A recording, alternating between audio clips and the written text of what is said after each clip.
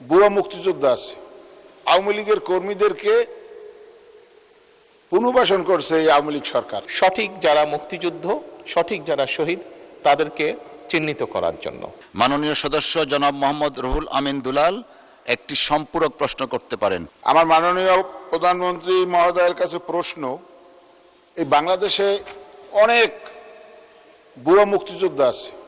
আওয়ামী লীগের কর্মীদেরকে পুনর্বাসন করছে এই আওয়ামী লীগ সরকার, তাদেরকে মুক্তিযোদ্ধা হিসেবে নিয়োগ দিয়ে মাসে 20,000 টাকা ভাতা পায়।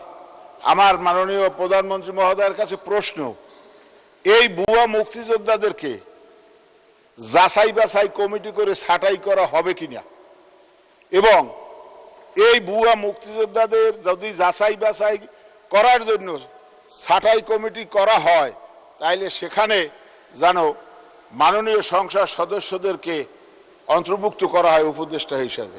মাননীয় স্পিকার, আপনাকে ধন্যবাদ। ধন্যবাদ মাননীয় সদস্য। মাননীয় প্রধানমন্ত্রী। মাননীয় স্পিকার, আমার মনে হয় আপনার মাধ্যমে আমি মাননীয় সংসদ সদস্যকে বলতে চাই, খুব সম্ভবত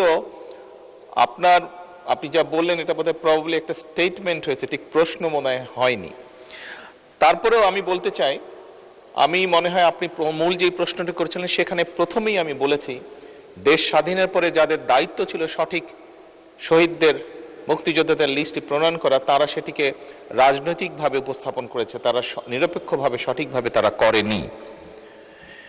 এবং আপনার স্টেটমেন্টের দ্বিতীয় পর্যায়ে যেটা আপনি বলেছেন, আমরা এরই মধ্যে মুক্তিযুদ্ধ বিষয়ক মন্ত্রণালয় তারা বিশেষজ্ঞ ব্যক্তিদেরকে নিয়ে কমিটির মতন করে গঠন করেছে, যেখানে আমরা চেষ্টা করব আপনি যেই বিষয়টি উল্লেখ করেছেন সেইখানে সঠিক যারা মুক্তিযুদ্ধ, সঠিক যারা শহীদ, তাদেরকে চিহ্নিত করার জন্য।